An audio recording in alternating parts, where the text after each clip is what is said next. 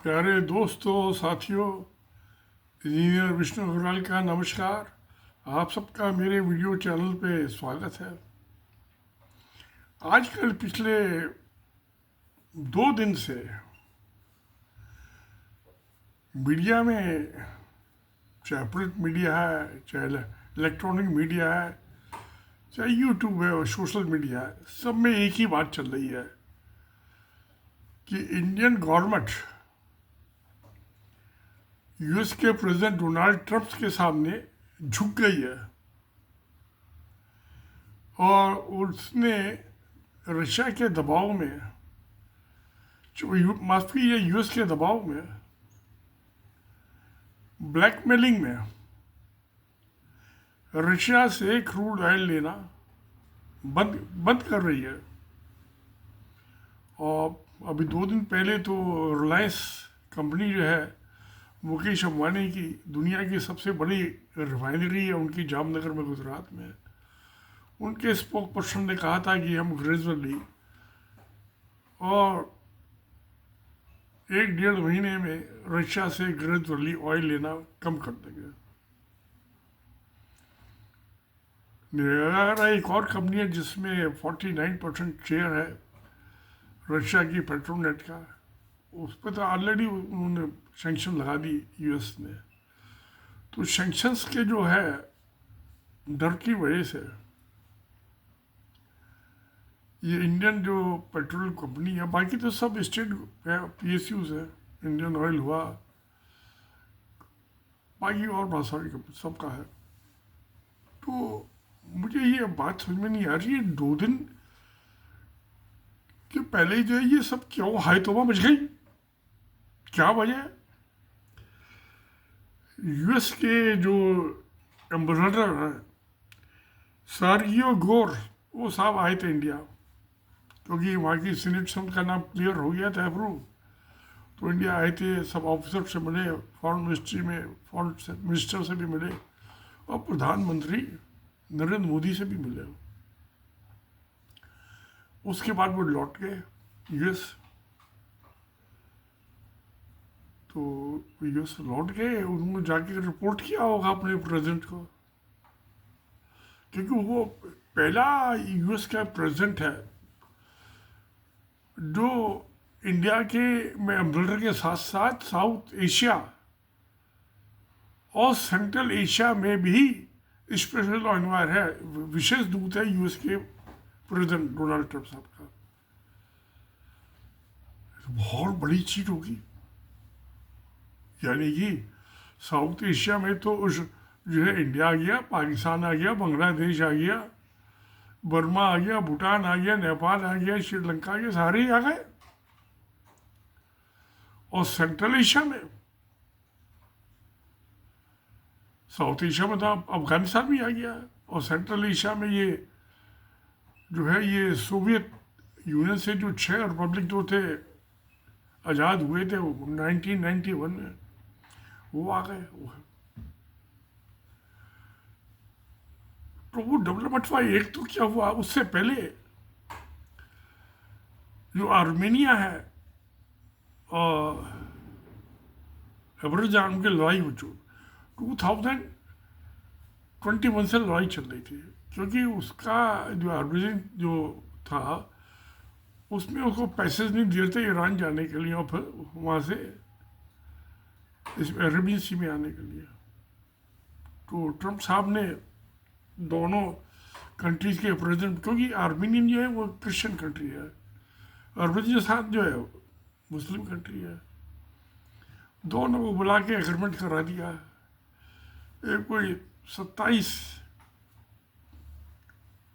मील का, 36-37 किलोमीटर लंबा एक ट्रम्प्ड रूट बना दिया, 20 किलोमीटर चौड़ा, नहीं 20 नहीं, 2 किलोमीटर चौड़ा पैसे से रूट। तो 2 किलोमीटर में तो सड़क भी बन जाएगी, हाईवे बन जाएगा 6 लेन, और एक एयर स्ट्रिप भी बन जाएगी फाइटर प्लेन के उड़ने चढ़ने। तो अजरबैजान को जो है वाया आर्मेनिया ईरान आने का रास्ता मिल गया वहाँ से अरबियन सी में। बहुत अच्छा काम हुआ। तो एक तो यानी ट्रम्प साहब ने वहाँ लड़ाई ख़त्म करा दी जो 2021 से चल रही थी। और क्योंकि उसकी सिक्योरिटी की जिम्मेवारी यूएस की है, जो ट्रम्प रूट बनाया गया है, तो यानी कि दोनों के मामले में दखलंदाजी करेगा। उस पर एसएस कंट्रोल तो यूएस का रहेगा ना ट्रम्प रूट पे आने जाने का। बहुत अच्छा काम को वैसे अमन शांति तो होनी चाहिए। लड़ाई का में क्या मिलता है, किसी को सबको नुकसान होता है। और जमीन को खाना ही क्या, या पानी में घुल के पीना है, ये सब बेकार की बातें हैं। तो उन्होंने जाके रिपोर्ट किया होगा गोर साहब ने कि भाई मोदी जी मान गए हैं कि रशिया से हम ग्रेजुअली, टाइम लगेगा थोड़ा, महीना दो एक महीने, 1.5-2 महीने क्रूड ऑयल लेना बंद कर देंगे। तो ट्रम्प साहब ने अनाउंस कर दिया publicly, immediately, decision public of Indian PM Narendra Modi. अब इंडियन गवर्नमेंट की तो प्रेस रिलीज होने लगी। इशू इनका काम ही है क्या, झूठ बोलना कि नहीं प्राइम मिनिस्टर से इस सब्जेक्ट पे कोई बात ही नहीं हुई। गौर साहब की वो तो एक फॉर्मल मीटिंग थी, दुआ सलाम, एम्बेसडर आए हैं तो वैसे तो अपने क्रेडेंशियल वो प्रेसिडेंट ऑफ इंडिया को, द्रौपदी जी को पेश करेंगे, उसके बाद चार्ज टेक ओवर करेंगे। तो उससे पहले मगर ये बात जो थी ट्रम्प साहब ने जो कहा वो सच्ची साबित हो गया 10-15 दिन में। ये कहते मोदी सरकार झूठ बोल रही थी, फॉरेन मिनिस्ट्री झूठ बोल रही थी, पेट्रोलियम मिनिस्ट्री झूठ बोल रहा था, सब के सब झूठ बोल रहे थे, ट्रम्प सच बोल रहा था। उनको क्या मिलना था झूठ बोल के? जो उनका टारगेट था भी रशिया की ये क्रूड ऑयल का आना बंद हो जाएगा तो उसकी इकोनॉमी वीकेंड हो जाएगी, तो यूक्रेन की बात खत्म हो जाएगी लड़ाई। तो मोदी जी को पब्लिकली तो कहने की हिम्मत नहीं है, डरपोक आदमी है।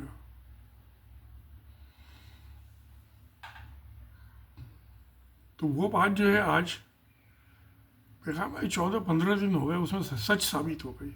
जब day before yesterday Reliance company के स्पोक पर्सन ने डिक्लेयर किया कि हम रशिया से ऑयल, क्रूड ऑयल लेना बंद कर रहे हैं, 1-1.5 महीने में हम बंद कर देंगे, टोटल जीरो। अब क्या है कि ये मुझे लगता है कि ये मोदी झूठ बोलता है जहाँ भी बोलता है। जब मई में 6-7 मई की नाइट में इंडिया ने अटैक किया पाकिस्तान पे, एयरफोर्स ने किया, पाकिस्तान पे नहीं और तो बच्चों पर अटैक किया था।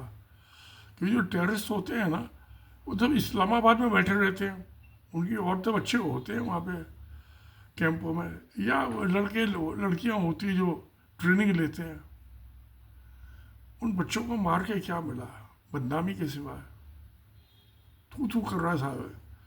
और ट्रम्प साहब ने कहा भी मैंने इन दोनों को डांट के इंडिया और पाकिस्तान की लीडरशिप को मैंने लड़ाई बंद करा दी। अब पाकिस्तान ने तो सच बोल दिया कि हाँ भाई ट्रम्प साहब ने करवाई है। उनके फॉरेन मिनिस्टर भी आए, वाइस प्रेसिडेंट भी आए, सबसे बातचीत हुई। ये तो इंडिया भी एडमिट करता है कि उनके वाइस प्रेसिडेंट से, ट्रम्प प्रेसिडेंट से और फॉरेन मिनिस्टर से, तीनों से बातचीत हुई थी। भाई ये एक्नॉलेज नहीं करते कि ट्रम्प साहब ने लड़ाई बंद कराई। तो अगर तो ये क्रूड ऑयल के मामले में ट्रम्प साहब सच बोल रहे हैं तो वो उसको भी मान लीजिए सच बोल रहे हैं, मोदी झूठ बोल रहा है। वैसे भी आरएसएस में तो इनको डबल टॉक करना सिखाया जाता है ना, ये आरएसएस का उपचारक है, डबल टॉक, दो मुंही बातें, कहीं पे निगाह है कहीं पे निशाना, वहाँ यही सिखाया जाता और कुछ नहीं सिखाया। बाकी तो आते कुछ नहीं उन्हें खुद। वहाँ तो शादी करने की पाबंदी है प्रचारकों के लिए। तो मुझे लगता है उस मामले में ट्रम्प साहब की बात माननी नहीं चाहिए। 50 से ज़्यादा दफ़े कह चुके हैं, हर मंच स्टेज पे कहा, हर ऑकेजन पे कहा उन्होंने कि मैंने लड़ाई बंद करवाई है। तो मान लेते हैं, मोदी को भी मान लेना चाहिए। ट्रम्प साहब उन्होंने लड़ाई बंद करा दी तो कौन सा गुनाह कर दिया। पाकिस्तान मान रहा, तीन पार्टी हैं, पाकिस्तान, अमेरिका और इंडिया। दो दो कह रहे हैं तो मेजोरिटी दो की है, उसकी बात मान लो। इसमें कोई सिक्का उछाल के देखने की, चेक करने की जरूरत नहीं है कि शेर आया कि बकरी आया।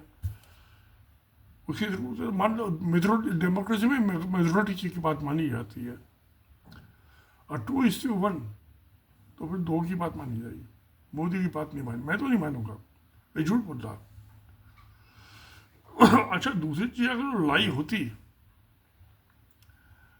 तो मोदी बिहार इलेक्शन में क्यों भाग के जाता।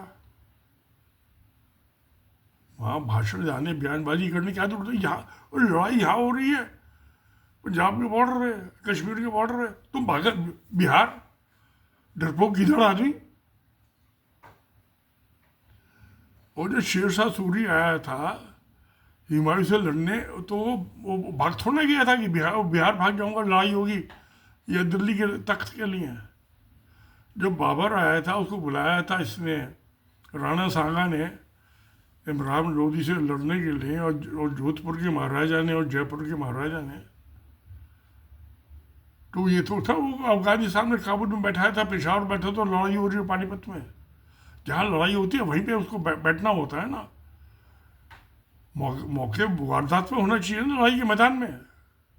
वो तो बिहार भाग गया, डरबो किधर।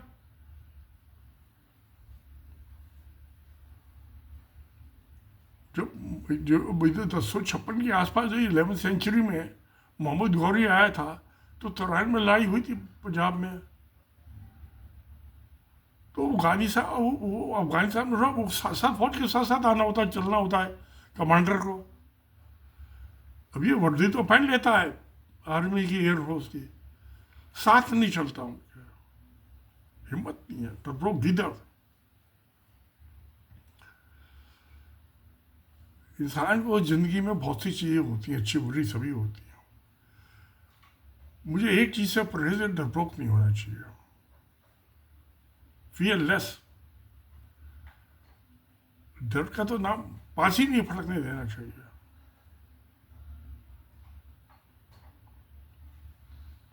मगर इसकी ये बुद्धि छोटी है, ये पढ़ा लिखा नहीं है आदमी। वजह इसकी असल में इसकी हैंडीकैप ये है, अपाहिज अकल से, ये अकल का अंधा है। चीन से भी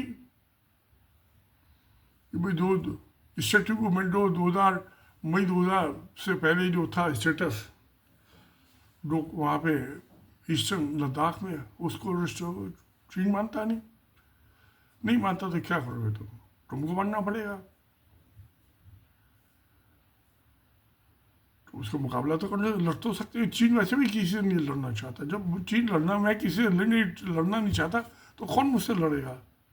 लड़ाई तो जब हो गई, दोनों जन चाहेंगे पार्टी, मैं आपसे लड़ना नहीं चाहता, आप मुझसे नहीं लड़ना चाहते, तो लड़ाई होगी कैसे। चीन तो किसी से भी नहीं लड़ना चाहता, वो तो कहता है आस्ता आस्ता सब कुछ ठीक हो जाएगा जैसा मैं चाहता हूँ। तो यही अक्लमंदी की बात है। चीन वापिस जाएगा नहीं, जो मोदी जी चाहते हैं कि मेरी तो नाक काट दी चीन ने, वो जमीन पे कब्जा करके 20 आदमियों को मार दिया और 100 आदमियों को गिरफ्तार किया था। वो तो बात छिपा रहा है मोदी। आरएसएस में सब चीज़ सीक्रेट होती है, छिपाते हैं। 100 आदमियों को जो उनको गिरफ्तार किया था चाइनीज आर्मी ने ईस्टर्न लद्दाख में, उनको 2 महीने बाद छोड़ा है।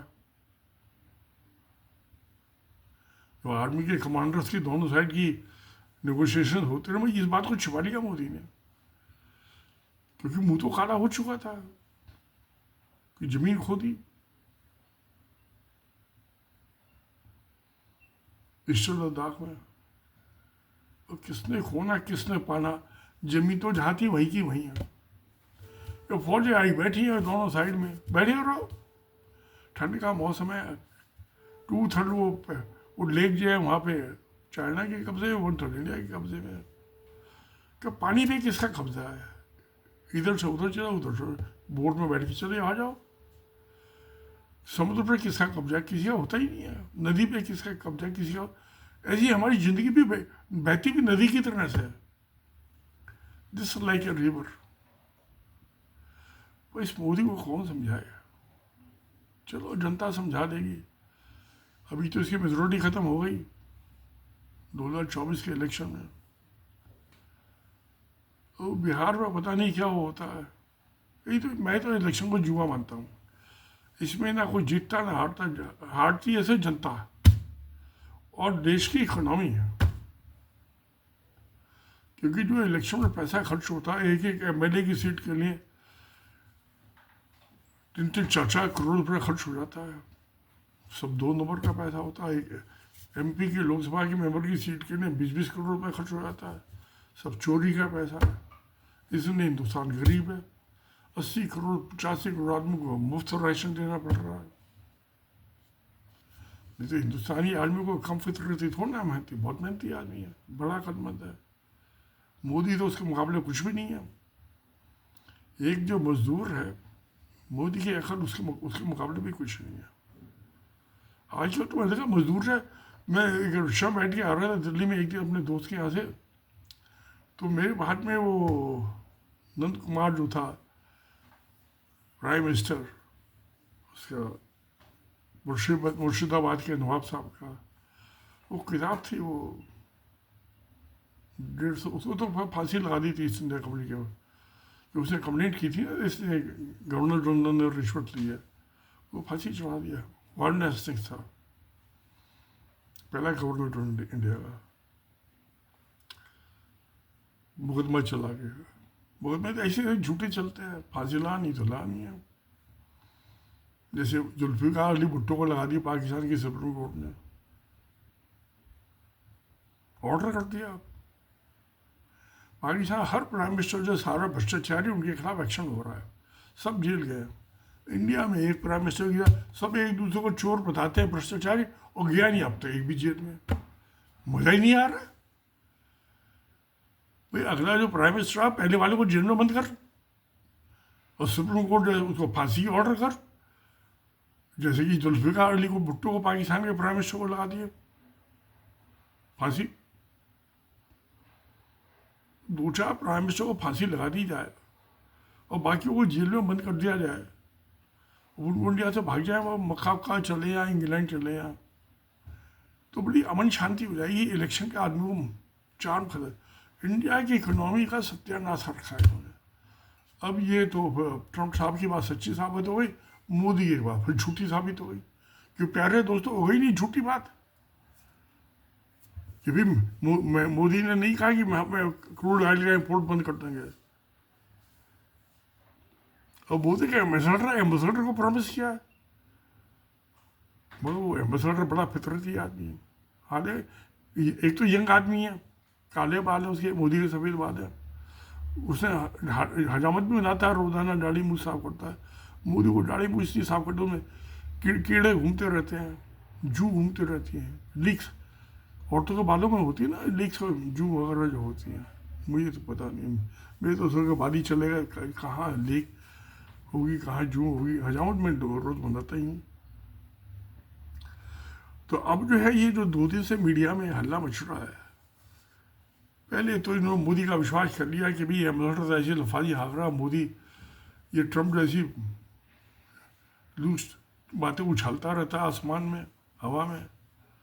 वो बात साबित सच हो गई कि मोदी ने प्रॉमिस किया है एम्बेसडर को, स्वर्गीय गोर साहब को।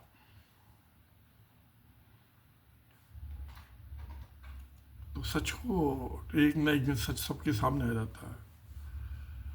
अब ये क्रूड ऑयल का बंद हो जाएगा आना, तो फिर ये वेस्ट एशिया से लेना पड़ेगा, बहुत बड़ी सप्लाई है वो।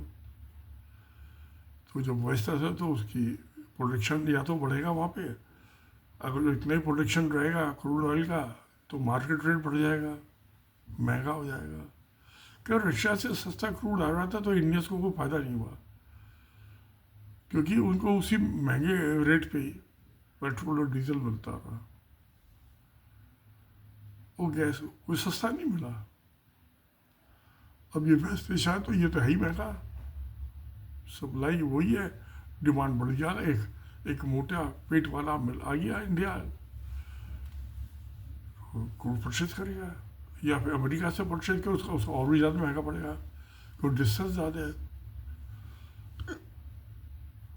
12,000 किलोमीटर उसमें शिपिंग का होगा तो उससे भी रेट बढ़ जाएगा महंगा, और जो वेस्ट एशिया से आएगा वो भी महंगा मिलेगा। शायद रेट भी बढ़ा दें क्रूड ऑयल का कि मार्केट में डिमांड बढ़ गई। तो देखिए प्यारे दोस्तों क्या होता है। और ये मुझे इंडिया के जो मीडिया है इससे थोड़ी सी शिकायत रहती है। शिकायत क्या, ये सच के पास पहुंच नहीं पाते हैं। ट्रम्प जो बोलता है वही करता है, उसकी करनी और खतनी में फर्क नहीं है। मोदी कहता कुछ है करता कुछ है, झूठ फरेब के सिवाय इसके पास कुछ है ही नहीं जनता को देने के लिए। खैर चलिए, अब तो ये करोड़ का तो मामला सेटल हो गया, अक्टूबर खत्म होने वाला है तो शायद नवंबर के एंड तक आना बंद हो जाए रशिया से, और जैसे जैसे कम होगा वहाँ से तो वेस्ट एशिया से परचेज बढ़ जाएगी। तो ये वैसे लॉन्ग टर्म एग्रीमेंट्स होते हैं परचेज से, पता नहीं चल रहे नहीं चल रहे, वो तो दो तीन साल के लिए हो जाते हैं। चलिए देखते हैं दोस्तों क्या होता है। इंडियंस को तो पहले भी मौका महंगा मिल रहा था, अभी भी महंगा ही मिलेगा, तो गुंजाइश काफ़ी है उसमें। अगर जो मुनाफा हुआ सस्ता क्रूड ऑयल परचेज करने में रशिया से, तो मुकेश अंबानी के रिलायंस कंपनी को हुआ, कंपनी के शेयर होल्डर्स को हुआ, जो सरकारी कंपनियां हैं बाकी उसमें गवर्नमेंट शेयर होल्डर, गवर्नमेंट को फायदा हुआ। हम आप तो मैं तो गाड़ी चलाता ही नहीं, अब 82 साल का हो गया, 75 की ऐसी बात बंद कर दी गाड़ी चलानी। कार मेरी वजह से कितना महंगा हो, मैं इससे ज़्यादा नहीं जाएगा। प्यारे दोस्तों पर मैं मीडिया के सब भाइयों से, खासकर सोशल मीडिया, तो वैसे इलेक्ट्रॉनिक मीडिया तो कोई देखता नहीं, पता सभी झूठ बोलते हैं, इनकी इनकम भी कम हो गई, घाटे में चल रही है इनकी बैलेंस शीट माइनस में। क्योंकि पब्लिक आजकल सारी न्यूज़ तो यूट्यूब पे देखती है, सोशल मीडिया पे देखती है, ट्विटर पे देखती है। तो चलिए दोस्तों देखते हैं क्या होता है। तो सत्य में जयते। नमस्कार, धन्यवाद।